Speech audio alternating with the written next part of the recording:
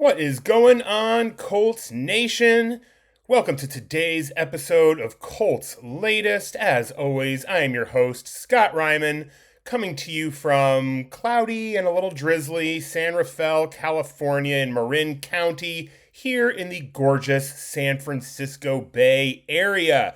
Before we get started, got to give that huge shout out to Fan Arch. Thank you so much to Fan Arch for having me on to talk Colts.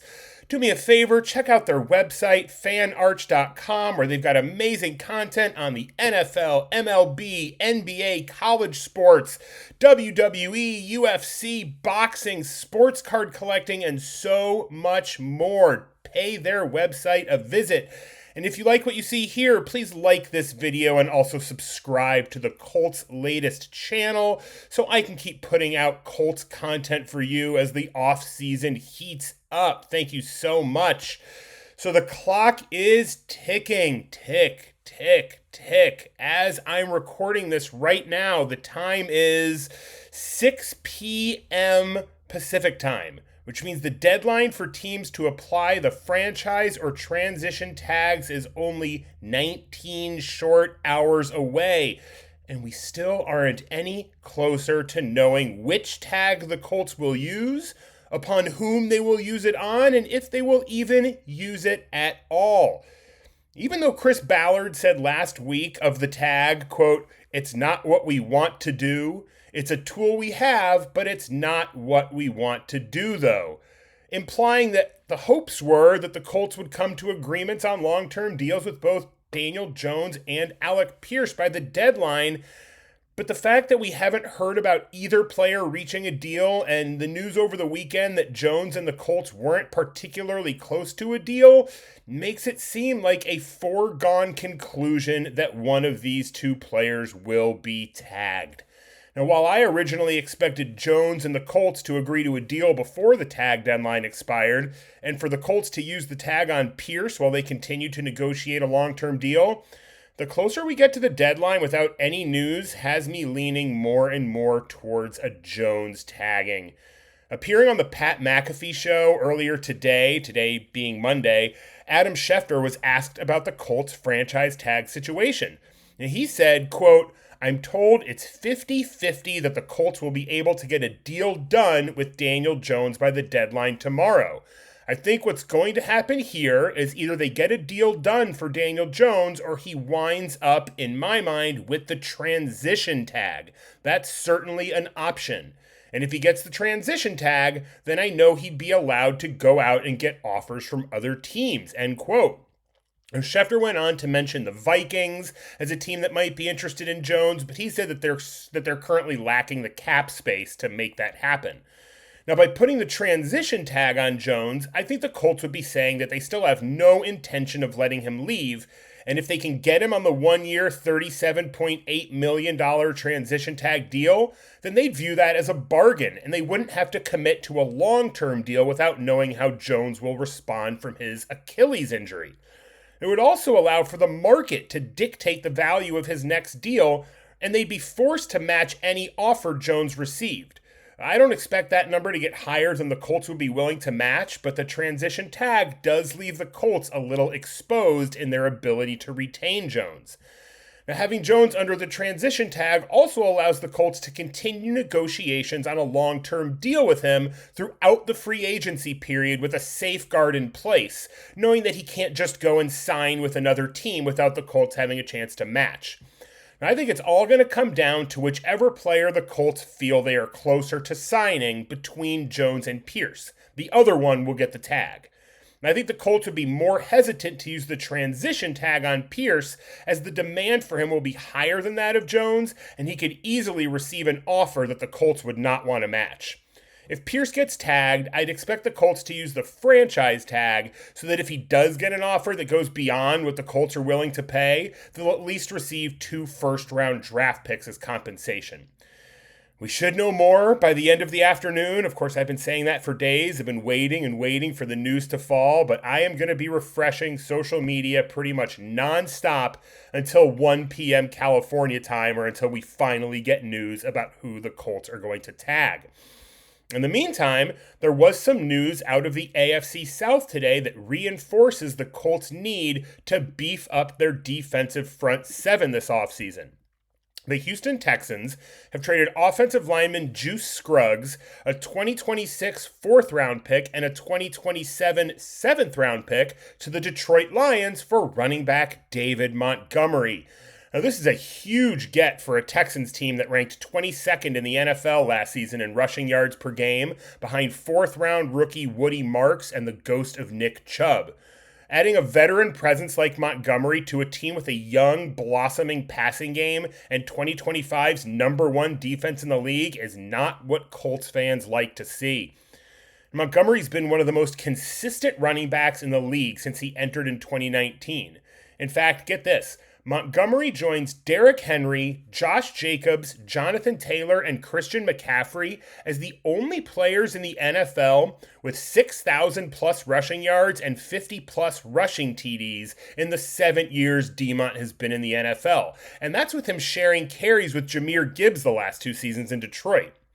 Now, he's probably going to cede some work to Woody Marks, who will look to improve upon his solid, if not flashy, 2025 debut, but his addition will also allow the Texans to move on from Joe Mixon, who missed all of 2025 with a foot injury. And now, with the emergence of Jacksonville last year under new head coach Liam Cohen, as well as the continued success of Houston and a young Tennessee Titans team that's going to add another big piece with the number 4 pick in the draft this year, the Colts are going to need to continue to look to improve to be able to keep pace. It was only a couple of years ago when the AFC South was one of the worst divisions in football, if not the worst, behind the dreaded NFC South, but now it's a division on the rise. It's definitely conceivable that 3 teams compete for playoff spots from the division this season, and the Colts are going to have their work cut out for them. Now, one thing that could work to the Colts' advantage in 2026, and we'll dive into this deeper as it gets finalized and we move on, is their schedule. The games against the division opponents Jacksonville and Houston should rank as 4 of the tougher games on the slate. Now, based on 2025 records, the Colts have the 4th easiest schedule in the NFL in 2026, with opponents' combined 2025 winning percentage at .465. Only the Bengals, Saints, and Browns have easier schedules. Unfortunately for the Colts, their division rivals don't have a much more difficult schedule, as the Texans have the 7th easiest and the Jags have the 11th easiest. Now, one reason for this is the 2 divisions that the AFC South is matched up with in 2026. In the AFC, the South is matched up with the North next year, meaning the division gets 3 games against teams who finished the season under 500. Now, that can be a little deceiving, though, as 2 of those teams, the Ravens and the Bengals, should be better than their respective 8-9 and 6-11 records next year. The Colts do get both of those games at home, however, so hopefully they can come away victorious in at least one of those matchups. As for their NFC division matchup, they once again get 3 teams who finished last season under 500 from the NFC East. As with the AFC North, though, this can also be deceiving.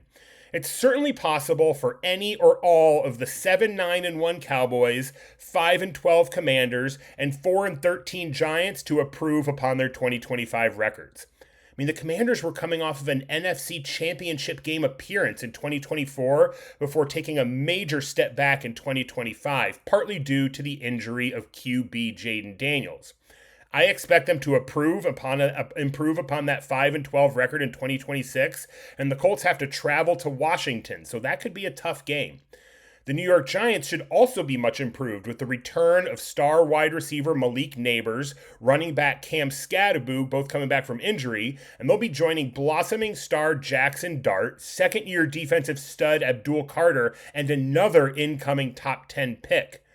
There are several teams with uncertain quarterback situations currently that the Colts will face in 2026, and who's behind center is going to have a huge impact on the likelihood of the Colts winning those games.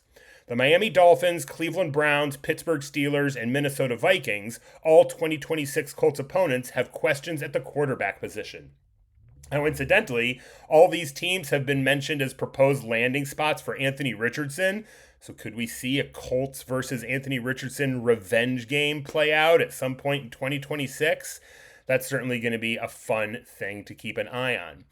Now, one thing that the Colts fans are going to want to look for when the schedule is actually released is when do they play the Kansas City Chiefs? Well, the Chiefs say they're optimistic that quarterback Patrick Mahomes is going to be available for the season opener after having ACL and LCL surgery in December. That timeline feels a bit generous to me. I'd expect Mahomes to miss up to the first month of the season, meaning if the Colts can somehow land the Chiefs in the month of September, there's a decent chance that they will face them without the services of the 3-time Super Bowl champion and 2-time MVP.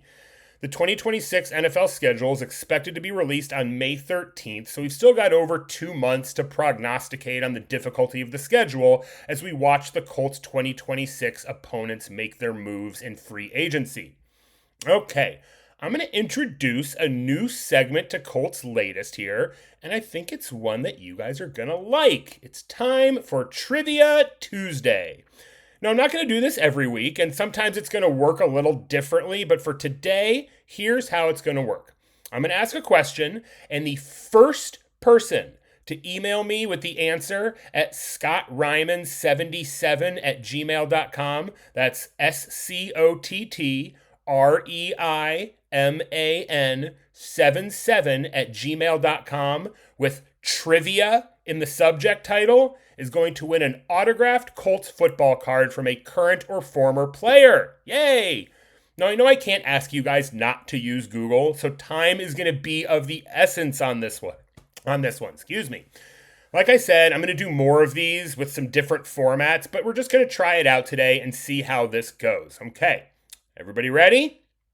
Remember, you're going to email Scott Reiman, SCOTTREIMAN77@gmail.com and put the word trivia in the subject. Here we go. Peyton Manning made his Colts debut in Week 1 of the 1998 season. Who started the last game at quarterback before Manning took over? Got it? Who started the Colts' final game at quarterback before Peyton Manning took over the reins Week 1 of 1998?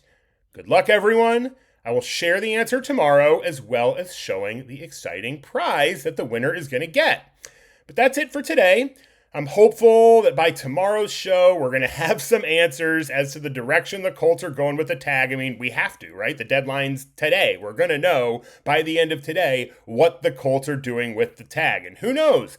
Maybe we'll even have a long-term deal agreement to celebrate, but I'm not going to get my hopes up on that one. In the meantime, don't forget to check out fanarch.com and all of their amazing content. Please like this video and subscribe to the Colts Latest channel, and let's go Colts!